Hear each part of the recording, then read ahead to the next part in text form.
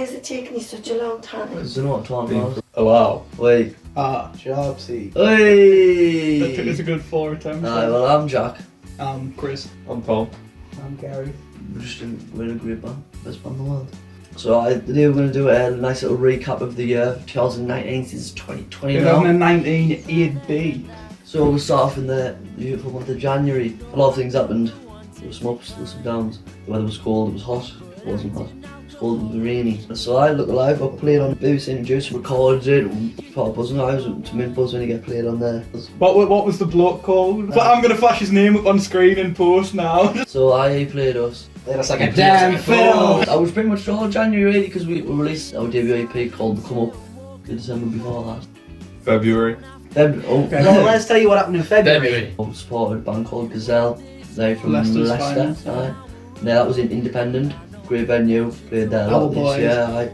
March. I'll tell you something about Been March. there. Tom was a wife. So yeah, March. March Surf Cafe, another Oh, great what a venue. venue. Put a tiny little surf box outside this living room, really. Time out on the cliffs. Mint. What else was March? Oh, Spark. For those who don't know, Spark FM is a radio station. It's not Spark FM anymore, it's Spark Sunderland. What happened with Invited in. Play a few new tunes. We raised expectations quite literally because they weren't expecting us to rock in with 3 tons of gear.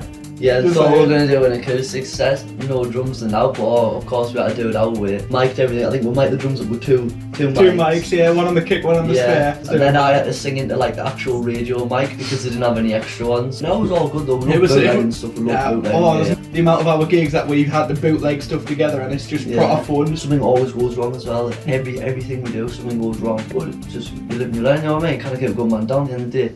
I feel like March was a bit busy month. Our first headline. That was the King Millies and Lost Fiction as support. Class, really good night that. You know? It's crazy to me that we were still playing covers at that Yeah, point, you know, like now obviously with the boys. Yeah, I'm no covers or we'll do an odd little special one. Right. Shout out to the niece, everyone. No shout out to Denise. That's going in. April. With fucking cousin. Think Tank with Air. We played really well. It was a really good game. That was our first game in Newcastle. It was a bit of a chill one, really. Some things happened. Well, Some actually- things didn't happen. To be honest, April wasn't chill in terms of songwriting and practicing. We practiced ourselves into the ground for me. Yeah, what was supposed to be. But Tom, shout them on. It's your bid. May. Yeah, but we should probably talk about that. Yeah, we saw that City Fingers, our favourite band. Well, my favourite band. I don't know about your, but my favourite band. We're going on to. I like them. They were your top artist of the decade on Yeah. Spotify. Can we use Apple Music? That wasn't Apple Music. It was Amazon Music. I'm friends with Jeff Bezos. City Fingers were going on tour, and it I was would hide them a DM. We were being proper cheeky with it. Not arrogant, but cheeky. well, we sent all of them individually and the band page a day. Woke up in the morning, ready to go to work. Checked my phone, I got in the car park. DM from Seamus. Oh my god, right? You I rang ran me. Chris. I ran like 6 times. I say I've got like 6 missed calls from Shorty, so and just from on the other side of the phone. You replied. And check my notifications and just go, he did not, didn't he? Tom had his phone off until his 10 o'clock break, so me and Shorty just kept going, can't wait until Tom says this. Just a string of expletives. Basically what was said in the DM was we'll come and support you when you come to the UK. They just replied, And he just replied, yeah. It all got arranged so we were gonna like support them in Brixton in London. 4,921. Sold out, it was absolutely unbelievable.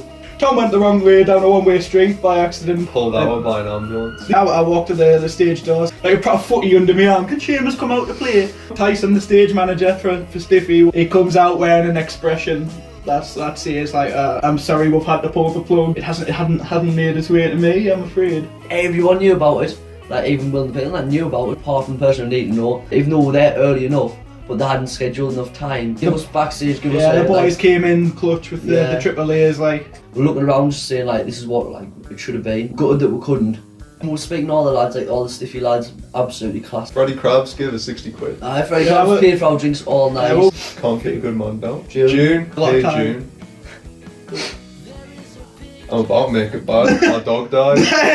If you've been following the band for a while, you will know who Floyd is. Chicken head himself. He is the Hammerhead album art. He was the boy. So we spent all of June writing songs. Basically, I didn't think about any gigs in June. We've just been sitting there in practice rooms, you know, like watching Takeshi's Castle. But then, like the last week, we wrote. We wrote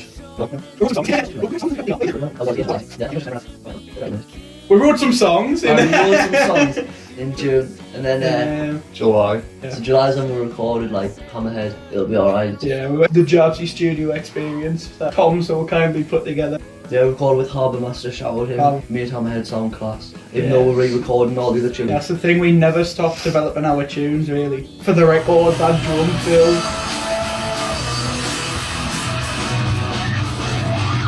Massive Glass and Patrick Osler. So yeah, that was a really good 80, 90 people turned up there. Everyone bouncing about and that. Because the encores were mint on the head and Ocean Sounds.